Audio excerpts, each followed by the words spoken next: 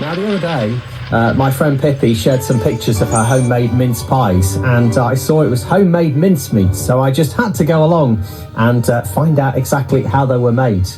And possibly try one. It's Rutland and Stamford Sound. I'm here with Pippy. You might remember a while back, actually, we were talking to Pippy about good things to put in your picnic basket. And we're back again for mince pies today. In fact, there's a few samples here which I'm gravitating towards. Homemade mincemeat, that's impressive. Oh, yes.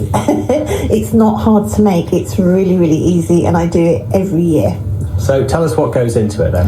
Right. Currants, sultanas, a chopped up cooking apple, cherries, the zest of an orange, the juice of 2 orange, and as much booze as you can find in your drinks cupboard. And you don't necessarily have to have candied peel, do you? Because some people are put off by that sometimes with, shop board. Do you know, I'm not one for following recipes. I'm dyslexic, so I just look in my cupboard and think, yes, that's great, and that's great. But if you don't like candied peel, just use the zest of a lemon or an orange, and it's nicer anyway.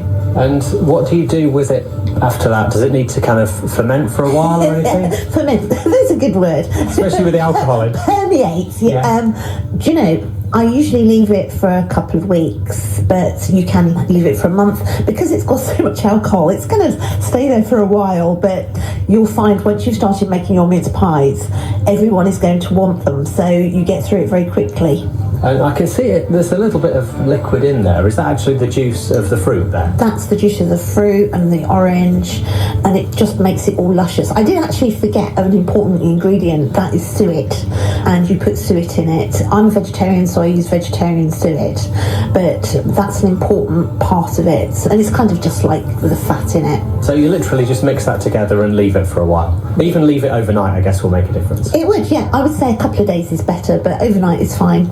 So tell us about the pastry side of it, because that's always key, isn't it? It is. I would like to say I was a domestic goddess and made all my pastry from scratch, but I cannot say that. I tend to make shortcut pastry because that's nice and easy, but I like puff pastry with my mince pies. I think puff pastry just makes it a little bit more unctuous.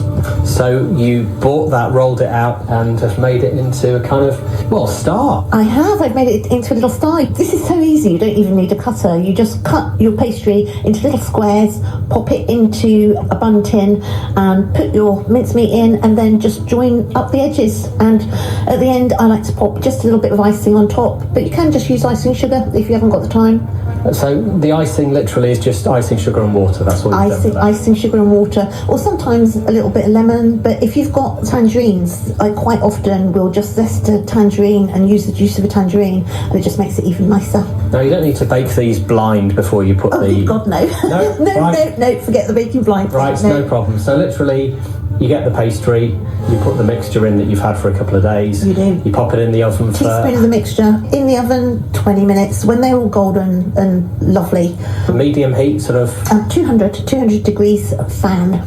So quite hot. So yeah, about gas mark 5, 6? Yeah, about 5, 6. Yeah, brilliant. Well, they look fabulous. Thank you. You know what's next, don't you? Yeah, you've got to try. Is that all right? Yes, Rob, help plate yourself. or anything? I have to go with one that's... Yeah, that'll be that one. You don't need a plate. I don't need a plate. No. You can just hear that, can't you?